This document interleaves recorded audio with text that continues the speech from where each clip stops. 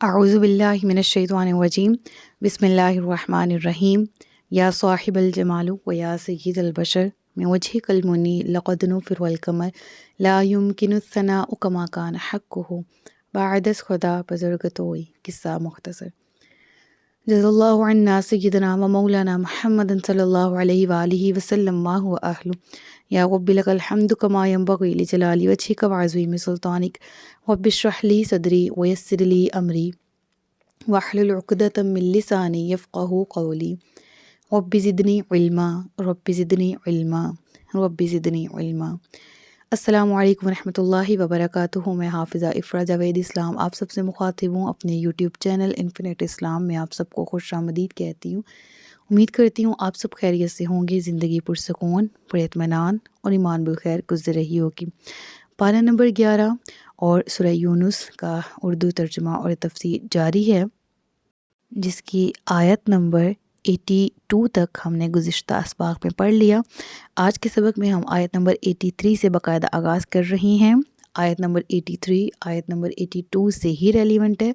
اگر گزشتہ لیکچر آپ نے لیا ہوا ہے، سنا ہوا ہے، تو پھر وہیں سے بات کنٹینیو کی جا رہی ہے۔ پڑھتے ہیں تو فرعون اور اس کے درباریوں کے خوف کی وجہ سے موسیٰ علیہ السلام پر اس کی قوم میں سے چند لوگوں کے علاوہ کوئی ایمان نہ لایا، اس ڈر سے کہ فرعون انہیں تکلیف میں ڈال دے گا، اور بے شک فرعون زمین میں تکبر کرنے والا اور بے شک وہ حد سے گزرنے والوں میں سے تھا۔ اب یہ آیات ہمیں اس دور کی طرف لے جاتی ہیں جب فرعون نے بنی اسرائیل کو اپنا محکوم بنا رکھا تھا، اور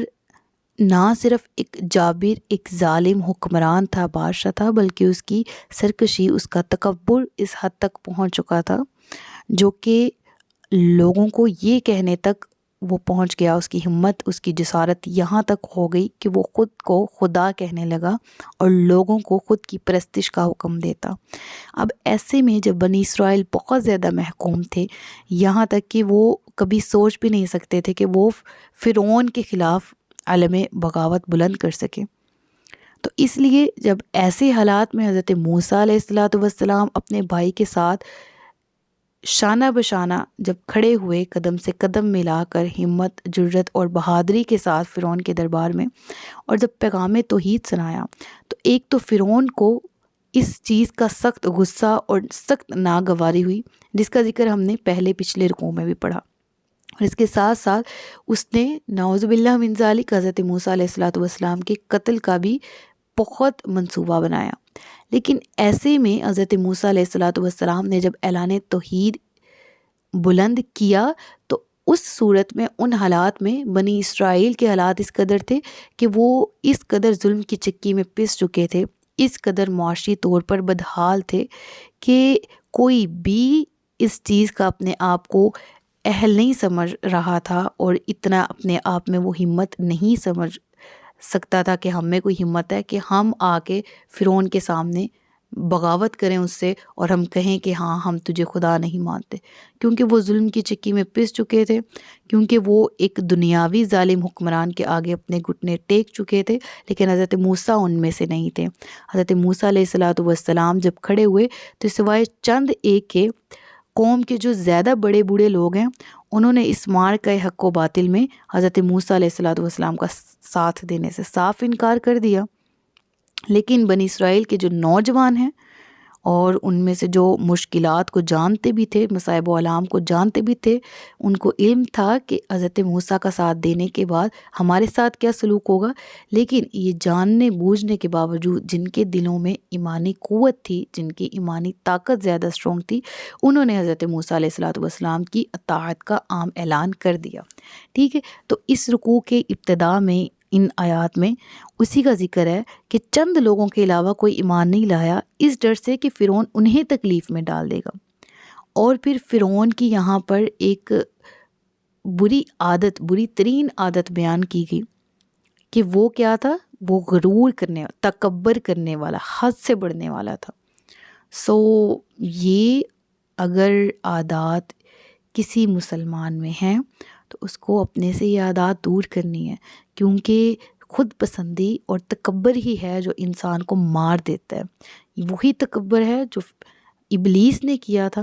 اور وہ مردود ہوا۔ یہ وہی تکبر ہے جو فرعون نے کیا اور وہ آج پوری دنیا کے لیے نشان عبرت ہے۔ لہٰذا آج اگر کوئی یہ والی عادات کو اپناتا ہے، وہ حد سے گزرنے والوں میں سے۔ حد سے گزرنے سے مراد دین اسلام کی باؤنڈریز ہیں۔ دین اسلام ہمیں ایتھکس سکھاتا ہے، دین اسلام ہمیں اخلاقیات سکھاتا ہے، دین اسلام ہمیں احکامات دیتا ہے، دین اسلام ہمیں کچھ باؤنڈریز دیتا ہے کہ ان کے اندر رہنا ہے۔ اگر تم مسلمان ہو تو تمہیں حرام کو چھوڑنا ہے، حلال کو اپنانا ہے، یہ زندگی گزارنے کے طریقے اپنانے ہیں، ان کو چھوڑنا ہے۔ تو جس معاملے میں دین اسلام رہنمائی کرتا ہے، کوئی شخص حد سے بڑھنے والا ہو، وہ ان احکامات کے اگینسٹ جائے، حلال کو حرام، حرام کو حلال سمجھے، ضروری عبادات دین، ضروریات دین کا انکار کرے، عبادات نہ کرے، حقوق اللہ کا خیال نہ رکھے، حقوق العباد کا نہ خیال رکھے، تو یہ بھی تو حدود اللہ کو کراس کرنے والا ہے، یہ بھی تو حدود اللہ سے باہر نکلنے، حد سے بڑھنے والوں میں شامل ہے۔ اور یہاں پر متکبر کا ذکر پہلے کیا گیا، یعنی جو تکبر کرنے والا ہے، تکبر ہی ہے جو حد سے بڑھنے والوں میں پیدا ہوتا ہے، اور پھر لوگ حد سے بڑھتے ہیں، اللہ کی قائم کردہ باؤنڈریز کراس کرنے کی کوشش کرتے اور کر گزرتے ہیں۔ پھر حکم یہ ہوا اور موسیٰ نے کہا کہ اے میری قوم، اگر تم اللہ پر ایمان لائے ہو، اگر تم مسلمان ہو تو اس اللہ ہی پر بھروسہ رکھو۔ ایمان والوں کو توکل کا درس دیا گیا حضرت موسیٰ علیہ السلام کی طرف سے، اور حضرت موسیٰ کی طرف سے یہ دلاسا ہوا کہ اگر تم اپنے ایمان لانے کا دعویٰ کرتے ہو تو پھر تمہیں حالات کے ناسازگاریوں کے باوجود گھبرانا نہیں چاہیے، ہر حال میں اللہ تعالیٰ کی تائید و نصرت پر مکمل بھروسہ ہونا چاہیے۔ رائق کے مسافر کے لیے اللہ پر توکل کرنے سے بہتر اور کوئی زیادہ راہ نہیں ہے۔ اور یقین کیجئے میں پورا قرآن پڑھتی ہوں اور میں نے نہ جاننے کتنے لیکچرز میں یہ بات بتا دی ہوگی کہ پورا قرآن حکمت سے بھرا ہوا ہے، بہت سے احکامات ملے، بہت سی ممنوعات بھی ہیں کہ یہ کام نہیں کرنا، یہ کرنا ہے،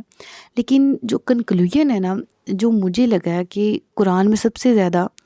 جس چیز کا حکم دیا گیا ہے وہ توکل ہی ہے، وہ بھروسہ ہی ہے۔ یہ میری اپنے علم کے مطابق، میری اپنی جانچ کے مطابق، اپنی عقل کے مطابق، اپنے فراست کے مطابق ایک چھوٹی سی بات ہے جو میں نے قرآن سے، اس طرح سے چھوٹی سی بات کہہ رہی ہوں کہ ہر ایک نے قرآن سے اپنے لیول کے مطابق، اپنے علم، اپنی عقل کے مطابق بڑے بڑے لیسنز لیے ہیں۔ سو میں یہ لے پائی ہوں کہ توکل، انسان اندر سے توکل سے خالی ہونا، وہ کہیں کا نہیں رہتا، اس کو خود بھی نہیں ملتا، اس کو خدا بھی نہیں ملتا۔ اور جس کے پاس توکل ہو وہ خود کو بھی پہچان لیتا ہے، وہ اللہ کو بھی پہچان لیتا ہے، اس کے معاملات کیسے سیٹ ہوتے ہیں،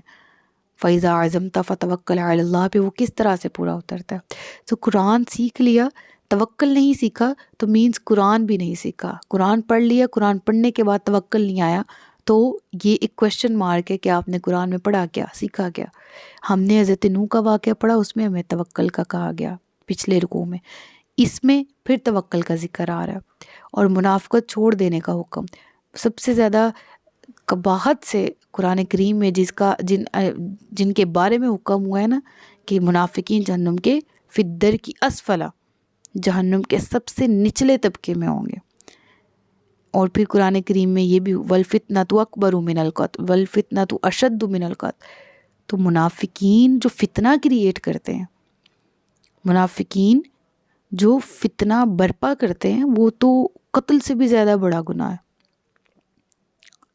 اللہ تبارک و تعالی ہمیں اس گناہ سے بچائے اور ہمیں توکل کرنے کی توفیق دے۔ بہرحال یہ 2 پوائنٹس تھے جو میں اکثر اپنے جاننے والوں کو، سننے والوں کو کہتی ہوں، اللہ مجھے بھی یہ ایڈوپٹ کرنے کی توفیق دے۔ ایک تو توکل، اور دوسرا جس چیز سے جان چھوٹ جائے ہماری، جس چیز سے ہماری خلاصی ہو جائے، جس چیز کو ہمیں چھوڑنے کا حکم دے گا اللہ تعالیٰ ہمیں چھوڑنے کی توفیق بھی دے، وہ منافقت ہے۔ اس کے بعد آگے پڑھتے ہیں، آگے ہے کہ انہوں نے کہا ہم نے اللہ پر بھروسہ کیا، اے ہمارے رب ہمیں ظالم لوگوں کے لیے آزمائش نہ بنا، اور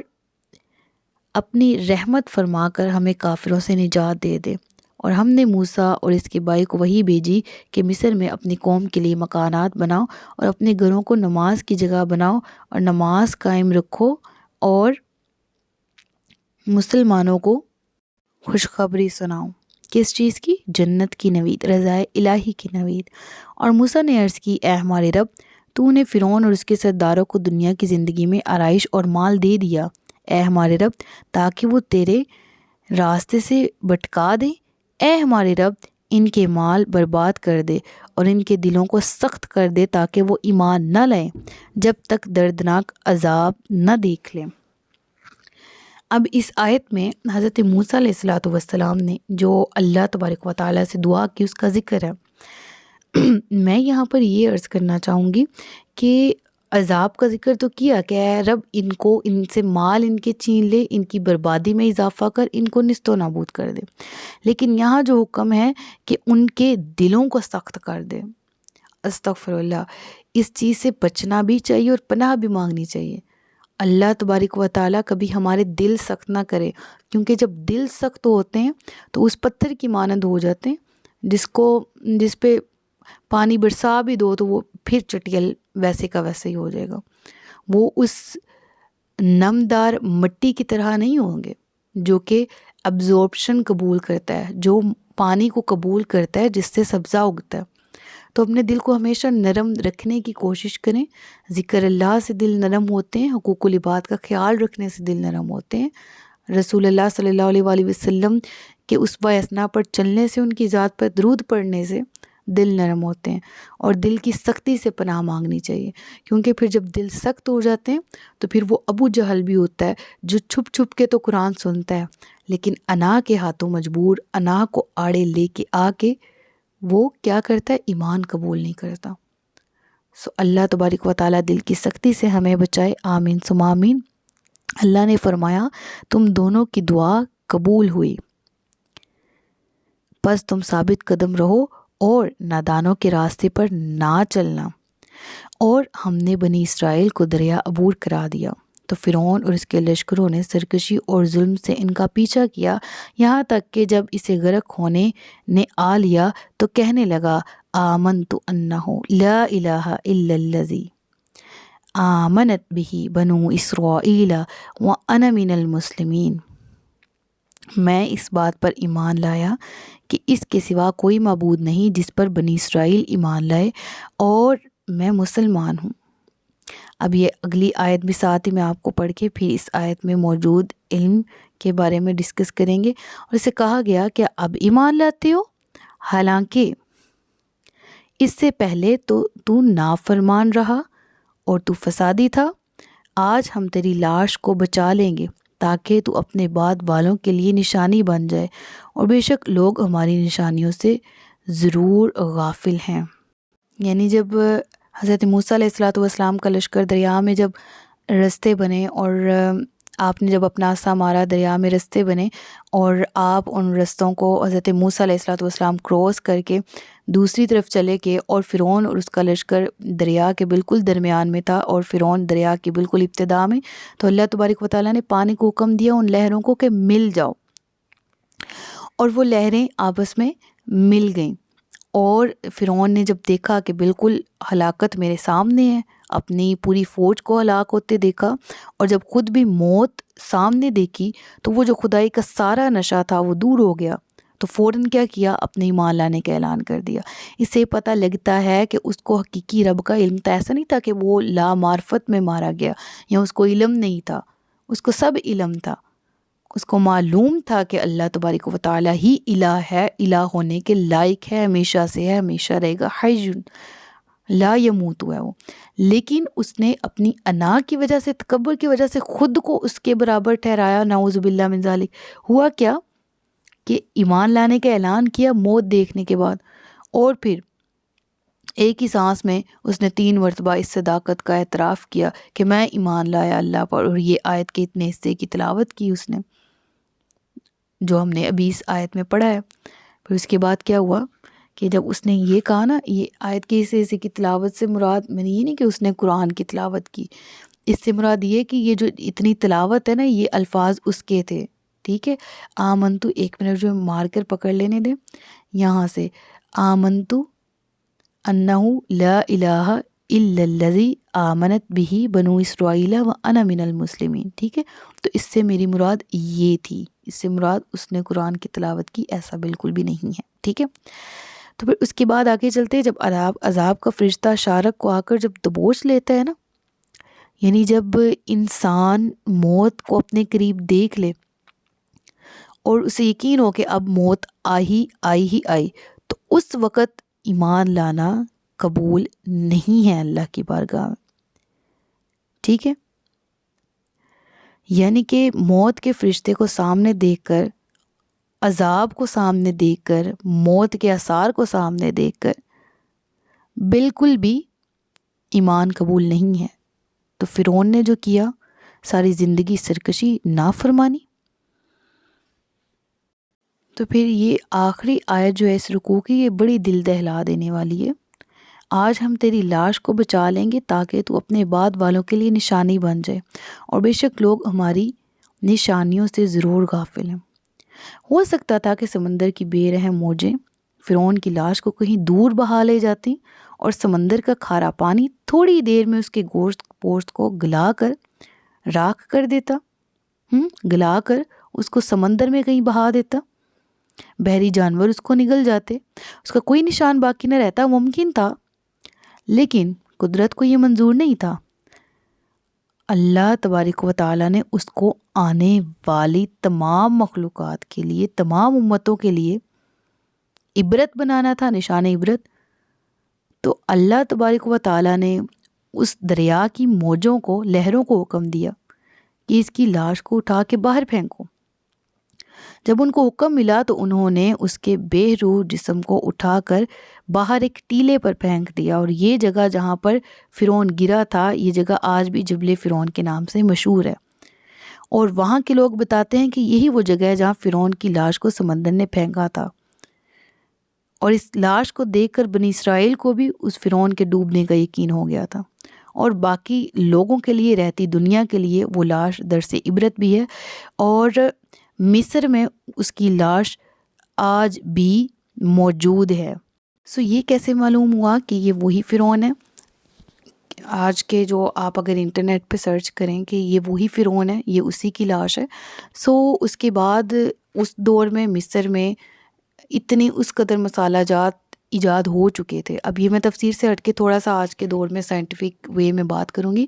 کہ اس دور میں اتنے مسالہ جات ایجاد ہو چکے تھے کہ کوئی بھی امرا، کوئی بھی رئیس، کوئی بھی ان کی یادگار کوئی پرسنالٹی جب مر جاتی نا، تو اس کو مسالے وغیرہ لگا کے اس کی لاش کو محفوظ کیا جاتا۔ دور گزرتے گئے اور فرعون کی لاش کرتے کرتے پہنچی، اور اس سائنسدان کا نام وہ 1909 یا 1907 کی بات ہے غالباً، سر گرافٹن لیڈ سمتھ نے ایک ممی پائی فرعون کی ہی تھی، وہ مصر میں ہی تھی، ٹھیک ہے۔ تو اس ممی پر جو ہیں وہ پٹیاں، اس کو ممی کہا جاتا ہے نا، اس ڈیڈ باڈی کو جس کو مسالے لگا کے سیو کیا جاتا ہے۔ تو 1907 میں یہ عمل ہوا تھا کہ وہ ایک ممی ملی، اور مصر میں سے ہی پھر جب اس کی پٹیاں کھولی تو اس کی لاش پر نمک کی ایک تہ جمی ہوئی پائی گئی تھی، جو کھارے پانی میں اس کی غرقابی کی ایک کھلی علامت تھی۔ یعنی معلوم ہوتا ہے اس کی لاش پہ آج بھی ایکسپیریمنٹ ہوئے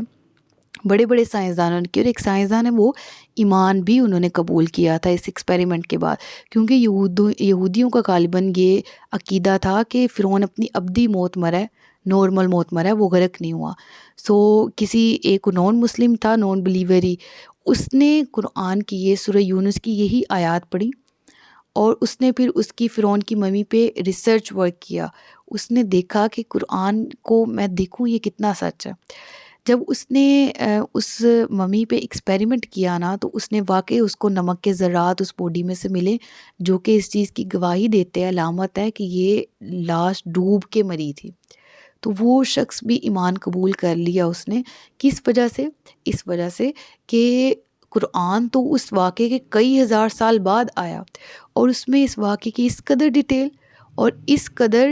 واضح الفاظ میں لکھا ہوا ہے۔ تو پہلے اس نے اس کو ٹیسٹ کیا، اور پھر جب وہ خود دھنگ رہ گیا کہ یقیناً یہ کتاب کسی انسان کی لکھی ہوئی نہیں ہے جو ہسٹری کو اس قدر ویلڈ وے میں بیان کر سکتی، یقیناً یہ خالق کا کلام ہے، اور وہ بھی سائنسدان وہ بھی ڈاکٹر، وہ بھی جو کہ اس چیز کا ماہر تھا، وہ ایمان قبول کر لیا تھا اس نے۔ اور فور یور جنرل نالج ایک چھوٹی سی ضمناً بات عرض کرتی چلوں، رکوع کا بھی اختتام ہو گیا۔ میں ابھی تک قرآن کریم سے اس لیول تک نہیں جڑی تھی، جہاں تک مجھے یاد پڑتا ہے میں تفسیر قرآن بھی صحیح سے نہیں پڑھی تھی، لیکن میں نے ایک ڈاکیومنٹری دیکھی تھی ARY پر، اور رمضان کی تھی کوئی نشریات، اس میں میں نے اس فرعون کی لاش پہ ہونے والی تحقیق اور اس شخص کا ایمان قبول کرنا جو کہ پہلے یہ نہیں بلیو رکھتا تھا کہ فرعون غرق ہو کے مرا، پھر سورہ یونس کی آیات میں نے وہاں سے اس ڈاکیومنٹری سے پک کی، پھر میں نے خود بھی پڑھا اس واقعے کو، پھر میں نے اس کو قصص الانبیاء اور احادیث کی کتب اور قرآن کریم سے پڑھنا شروع کیا، اور یہ واقعہ میرا انیشیلی ایک انٹرسٹ ڈیولپ ہوا تھا میرا قرآن کی طرف بھی اور سائنس کی طرف بھی اور تفسیر قرآن کی طرف بھی، اور پھر میں بگنر سے پھر الحمدللہ آگے جاتی رہی، اور آج بھی میں سیکھ رہی ہوں اور سکھانے میں تھوڑی بہت کاوشیں میری ہیں، اللہ تبارک و تعالیٰ قبول کرے۔ سو بیسک آج کے رکوع میں ہم نے یہی پڑھا، یہی سیکھا، اور وہ جو ڈاکیومنٹری ہے جس نے میری لائف بدلی اور قرآن کی طرف میں ذرا سا اٹیچ ہوئی اور آج بھی ہوں الحمدللہ، اللہ مجھے مزید کرے، اس کا میں لنک آپ کو ڈسکرپشن میں شیئر کر دوں گی، آپ بھی ضرور دیکھیے گا وہ۔ صدق اللہ العلی العظیم و صدق رسولہ النبی الکریم ونحن علی ذلک من الشاہدین والشاکرین وما علینا الا البلاغ المبین۔ سچ فرمایا اللہ نے جو عظمت والا ہے۔ اپنا بہت سا خیال رکھیے گا، مجھے دعاؤں میں یاد رکھیے گا۔ تاجدار ختم نبوت زندہ باد، پاکستان ہمیشہ زندہ باد۔ السلام علیکم ورحمۃ اللہ وبرکاتہ۔